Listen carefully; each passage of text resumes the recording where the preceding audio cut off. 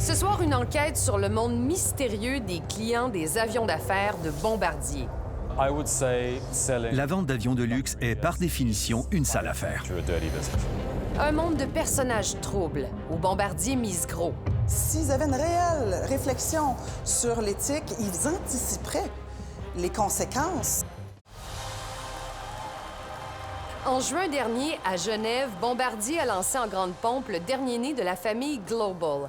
Parce que depuis qu'elle a cédé le contrôle de la C-Series à Airbus, la multinationale québécoise a décidé que son avenir passait plus que jamais par les avions d'affaires, y compris dans des pays où la corruption est endémique et où l'origine de certaines fortunes est douteuse.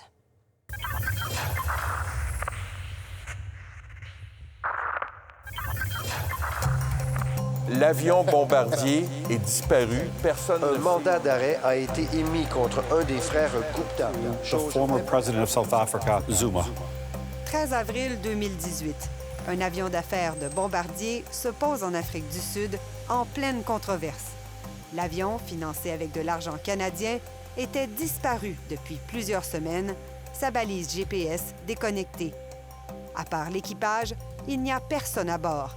Les propriétaires, ceux à qui Bombardier avait vendu cet avion 3 ans plus tôt, se sont enfuis du pays. Une scène mystérieuse qui a mené plusieurs à se demander comment la multinationale québécoise choisit ses clients lorsqu'elle vend des appareils si luxueux. Pour mieux comprendre, nous nous sommes rendus à EBACE à Genève, en Suisse, l'un des plus importants salons de l'aviation d'affaires. Canapés, champagne, caviar, ici, on ne lésine pas sur les moyens pour séduire les acheteurs potentiels. Ils viennent de partout sur la planète et circulent sur le tarmac comme si c'était un soir de première. Ils visitent les appareils avec leurs vêtements griffés, certains sans même enlever leur verre fumé. What I'm looking for? Yeah. For their very, very nice, beautiful aircraft. What are you looking for? Something luxurious or something... Of course. Il y a des machines exceptionnelles. Là, celle que nous allons voir dans 5 minutes, c'est une des plus belles, qui est juste en face. Pourquoi plus belle? Parce que l'intérieur est tout à fait exceptionnel. C'est qu'on ne parle pas ici de simples avions, plutôt dire des villas volantes qui peuvent vous conduire dans les plus beaux endroits du monde. You can imagine flying over the French Alps with that panoramic view that you have there. L'équipage et l'avion vous attendent en permanence et ils sont prêts à décoller quand vous avez besoin. Vous finissez votre réunion, sautez dans l'avion et c'est parti. Vous arrivez reposé et vous continuez votre travail. Dans ce monde de luxe et d'opulence, Bombardier est un grand joueur. C'est la compagnie qui vend le plus d'avions d'affaires en une année. L'entreprise québécoise a toute une gamme d'appareils, des petits Learjet en passant par les Challenger jusqu'au dernier né, les nouveaux Global. Donc, bienvenue à bord du Global 6000 de Bombardier. On est dans un avion d'affaires qui est un des plus haut de gamme sur le marché, un avion qui a une distance franchissable de 6000 milles nautiques, donc on peut faire des missions à partir de Montréal jusqu'au Moyen-Orient, par exemple, jusqu'à Hawaï. Fauteuil mobile en cuir, finition des cabines en bois, comptoir de granit dans la salle de bain, douche italienne, grande chambre fermée, cuisine moderne, salon et bureau équipés d'Internet haute vitesse. Et tout peut être fait sur mesure. C'est simple, le design et le confort dans ces avions sont aussi relevés, sinon plus, qu'une résidence moyenne. Un appareil tel qu'on le voit aujourd'hui, on peut payer combien? Le prix de base est autour de 60 millions de dollars. Américains. Américains. Pour donner de la visibilité et faire vendre ses Global, Bombardier a mis le paquet à EBACE. Son kiosque est probablement le plus visible. C'est la porte d'entrée de Bombardier vers de nouveaux horizons. Ici, par exemple, à Genève, on apporte nos vendeurs qui sont basés en Europe, au Moyen-Orient, en Afrique et en Asie pour avoir la meilleure opportunité de parler directement aux clients. Mais les discussions et les signatures de contrats se font loin des regards du public. Alors, qui sont ces clients? Des individus fortunés, des VIP, des gens assez riches pour se payer ces magnifiques jouets. Antonia Lukacinova gravite dans l'univers de l'aviation d'affaires depuis quelques années. Elle publie un livre dans lequel elle recense les différents appareils. La majeure partie des propriétaires d'avions sont des entrepreneurs qui doivent sauver du temps. Il y a aussi les VIP, les vedettes et finalement les politiciens qui ont besoin de se déplacer pour les affaires de l'État. Vendre des avions d'affaires à des politiciens ou à des gens qui ont des liens étroits avec eux n'est pas sans risque, selon le journaliste Richard Poplack, qui a fait enquête sur les avions privés en Afrique. Pour les individus très fortunés, l'achat d'un jet privé devient davantage une manœuvre astucieuse qu'un geste ostentatoire, parce que ça leur permet de cacher leur argent. Sur le tarmac de l'aéroport de Genève, Bombardier et ses concurrents tentent de séduire des clients qui proviennent des 4 coins du globe. Nigerian market. It's a big market. We have 177 owners of private air in Africa, so the biggest in Africa of private travel. Mais ici à eBase, il y a un éléphant dans la pièce. D'où vient l'argent pour payer ces palaces volants? Les Panama et Paradise Papers, ces immenses fuites de documents qui ont mis au jour des stratagèmes d'utilisation des paradis fiscaux, contiennent des centaines de documents sur des transactions entre Bombardier et des clients qui se cachent derrière de complexes structures offshore. Je dirais que, par définition, vendre des avions luxueux est une sale affaire. Parce qu'on essaie désespérément de vendre ces produits de luxe à de riches individus qui n'ont pas toujours fait fortune de façon légale. L'un des clients de Bombardier qui a attiré notre attention vient du Nigeria, un pays classé parmi les plus corrompus de la planète, Joseph Arumemi Ikide Johnson. En juin 2013, M. Johnson est président d'Arik Air, le principal transporteur aérien du Nigeria, quand il signe un contrat avec Bombardier. L'organisation québécoise souligne le coût sans ménagement. Hi, this is Marc Duchesne, reporting live from the Paris Air Show. Today, Arik Air, based in Nigeria, just ordered 4 Bombardier Q400 next-gen aircraft, as well as 3 CRJ-1000 next-gen aircraft. Mais celui qu'on applaudit chaleureusement est loin d'être un client sans tâche. À l'époque, M. Johnson a déjà fait l'objet d'enquêtes de la Commission nigériane contre les délits économiques et financiers. Son nom apparaît notamment dans des allégations de détournement de fonds publics de l'ordre de 500 millions de dollars américains, une affaire qui remonte à 2007 et dont on ne connaît toujours pas les conclusions. Ça n'empêche pas Bombardier de vendre personnellement et plus discrètement à M. Johnson 2 jets d'affaires pour un total de 75 millions de dollars américains à travers 2 entités offshore. Ils ne vendent pas des chandails à 15 $. On vend des avions qui valent des millions de dollars. Donc, la relation d'affaires, elle est à long terme, elle n'est pas, dure pas 15 minutes.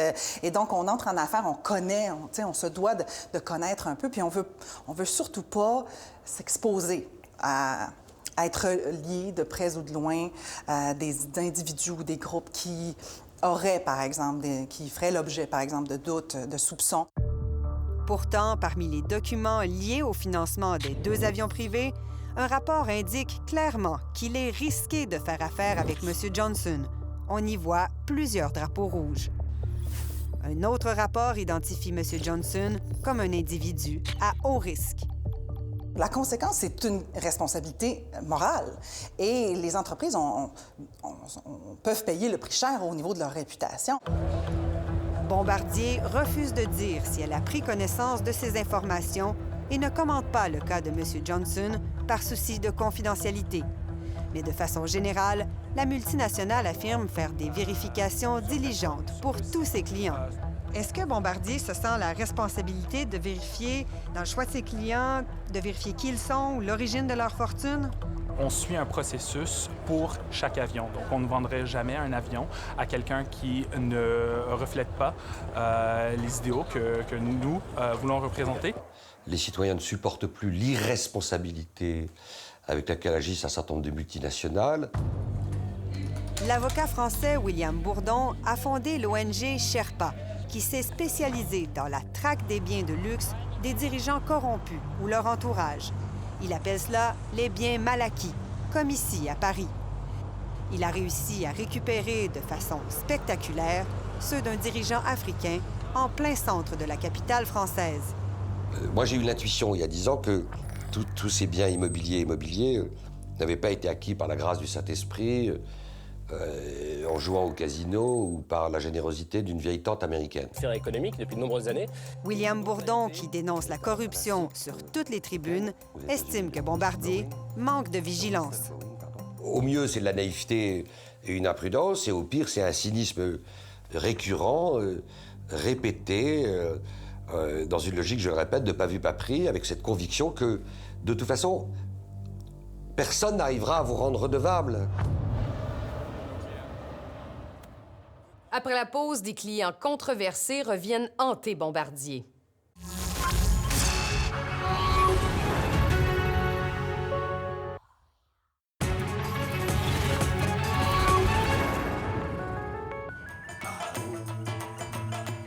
Mai 2013.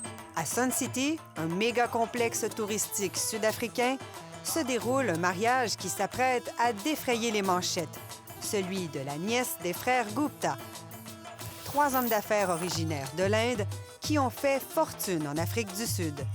Une fortune qui les rendra attrayants pour les compagnies d'avions d'affaires comme Bombardier.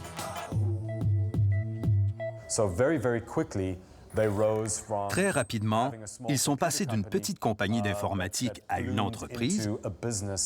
En fait, je dirais plus un groupe criminel organisé qui avait accès à des centaines de millions de dollars de contrats publics. De l'argent qui aurait servi à payer pour ce mariage extravagant. Des célébrations sur 5 jours qui se sont tenues dans un décor presque décadent. Danse, chants, feux d'artifice, spectacles et surtout des centaines d'invités qui auraient bénéficié de passe-droit en atterrissant sur la base militaire de Pretoria et échappé au contrôle des autorités grâce aux frères Gupta. On parle ici d'une famille qui, étonnamment, a obtenu l'autorisation de faire atterrir ses invités VIP sur une base militaire. A high-level investigation is underway for the Gupta wedding plane to land at the Waterkloof military base. Everything that ordinary South Africans are getting fed up about. Le pays est devenu complètement fou. C'était énorme. Ça a mis en lumière à quel point les Gupta étaient devenus puissants. Depuis un moment déjà, la presse soupçonne les frères AJ, Atul et Tony Gupta de corruption et d'avoir la mainmise sur le gouvernement de Jacob Zuma. Le mariage devient le symbole de leur influence et fait l'objet de parodies. The Gupta family is throwing yet another lavish multi-million-dollar wedding. The birds ready. 100,000 turkeys all cooked. I meant the other birds. 1 million white doves ready to fly. Je peux catégoriquement affirmer, sur la foi de mes recherches, qu'à partir de 2013, il était impossible pour une entreprise d'ignorer que les Gupta étaient des personnes exposées à la corruption. Leur lien avec le gouvernement était connu et dangereux. Et donc faire affaire avec eux était une mauvaise décision d'affaires. Pourtant, à peine 10 mois après le mariage, Bombardier courtise les Gupta pour leur vendre un global. Enquête a eu accès au Gupta Leaks, une fuite de documents dans laquelle se trouvent des milliers de courriels des frères Gupta. Ils révèlent l'étendue de leur influence sur le gouvernement Zuma. Ils contiennent aussi des dizaines de courriels entre Bombardier et les frères Gupta. Ils révèlent notamment que dès le début 2014, Bombardier semble avoir conscience qu'il y a des risques à s'associer aux Gupta. Un haut directeur fait mention de leur connexion politique. Ces courriels montrent aussi comment, par la suite, Bombardier tisse des liens avec les Gupta pour leur vendre un Global 6000. Le directeur des ventes pour l'Afrique et le Moyen-Orient s'adresse personnellement aux frères Gupta. Il les remercie pour leur hospitalité après avoir été reçus à leur résidence. Il leur envoie des échantillons de couleur des bois et des cuirs. On n'a pas affaire ici à un simple porte-parole ou à Janie la préposée au café. On parle ici de personnes à la tête de la division Afrique et Moyen-Orient. Des gens qui se rapportent directement à la haute direction de la compagnie 4 à 5 fois par année. Le même directeur des ventes se rend aussi à l'usine de Dorval, prend des photos de l'appareil et les envoie au Gupta. Richard Poplack fait partie des premiers journalistes qui ont pu consulter les Gupta Leaks. Dans son esprit, ça ne fait aucun doute. Bombardier a servi d'intermédiaire auprès d'une société d'État, Exportation et Développement Canada. EDC, qui relève du gouvernement fédéral, acceptera de prêter 41 millions de dollars au Gupta pour acheter l'avion. Bombardier a facilité cette transaction. C'est vraiment clair dans les courriels. C'est ça le problème. Les multinationales moins scrupuleuses en matière d'éthique se sont précipitées en Afrique du Sud comme des prédateurs sur une proie. Bombardier et EDC ne font pas exception. À Genève, en juin dernier, Bombardier s'est défendu de manquer de rigueur dans ses vérifications de sa clientèle. Nos vérifications qui peuvent inclure un background criminel et surtout beaucoup de listes de terrorisme ou toute autre activité illégale. Donc, ça fait partie du processus. Il est très robuste et il est appliqué à plusieurs points de la vente. Donc, ça fait partie des critères avant de signer un contrat? Absolument. Nous avons voulu questionner Bombardier pour avoir des explications sur les niveaux de risque pris par la compagnie et que nos recherches ont révélés. Bombardier a refusé de nous accorder une nouvelle entrevue à la caméra. La multinationale, qui dit livrer plus d'une centaine d'avions par année, affirme qu'il s'agit de cas isolés. Nous n'avons pas accès à toutes les ventes faites par Bombardier, souvent à des sociétés offshore. Mais nous avons également recensé des contrats signés par des proches du président Vladimir Poutine, des oligarques russes qui se trouvent aujourd'hui sur une liste de sanctions des États-Unis et de l'Union européenne. Si elles ne sont plus des citoyens corporatifs idéales, ben peut-être que leur légitimité devient plus fragilisée. Comme la professeure d'éthique Joëlle Martineau l'enseigne dans ses cours aux hautes études commerciales, la décision de tracer une ligne au risque de perdre des ventes en évitant certains clients toxiques relève essentiellement de la gouvernance et des valeurs des dirigeants. L'opinion publique est de plus en plus critique par rapport à Bombardier. Et puis, c'est normal parce que c'est une entreprise qui est aimée des Québécois. Elle est financée à travers nos impôts. C'est une entreprise, on la décrit souvent comme étant un fleuron de notre économie. Et c'est normal qu'elle soit scrutée. C'est normal qu'on s'attende à plus de Bombardier. Bombardier a bien son code d'éthique et de conduite. Il est affiché sur son site Web. La première valeur de l'entreprise, l'intégrité. Nous agissons de manière intègre et conforme à l'éthique en tout temps, afin de mériter et de préserver la confiance et le respect des clients, des actionnaires, des fournisseurs, des collègues, des partenaires et des collectivités. Mais à la lumière des exemples que nous avons trouvés, les experts et les observateurs que nous avons consultés se questionnent sur le respect de Bombardier, de ses propres valeurs. Leur excuse est de dire « on ne peut pas baser nos décisions sur des rumeurs ». Mais c'est justement ça le critère quand on doit décider si on fait affaire avec des personnes exposées à la corruption. Pas besoin d'avoir une décision d'un tribunal. C'est une question de réputation. C'est vrai que ce ne sont pas des contraintes qui sont légales, ce sont des contraintes qui sont morales. C'est-à-dire on demande aux organisations d'être responsables et intègres au-delà de la loi. Est-ce que le fait d'être vertueux et de respecter un certain nombre d'engagements éthiques peut conduire parfois à diminuer ses profits planétaires? La réponse est oui. De retour à Genève, Bombardier, elle, mise sur ses globales pour assurer son avenir. Ses concurrents aussi sont agressifs. Nos recherches dans les Gupta Leaks révèlent que l'américaine Gulfstream tentait aussi de vendre au Gupta son avion haut de gamme. L'équivalent américain de DC leur avait même accordé le financement de 37 millions de dollars américains. Cessna a également tenté de leur vendre un avion. On veut toujours en vendre plus, là, des avions. Les organisations sont poussées vers la croissance, et c'est bien. Mais cette croissance-là, elle doit être limitée, contrainte, contrôlée. I have therefore come to the decision to resign as president. Il y a un peu plus d'un an, le président Zuma a finalement quitté ses fonctions, croulant sous des allégations de corruption.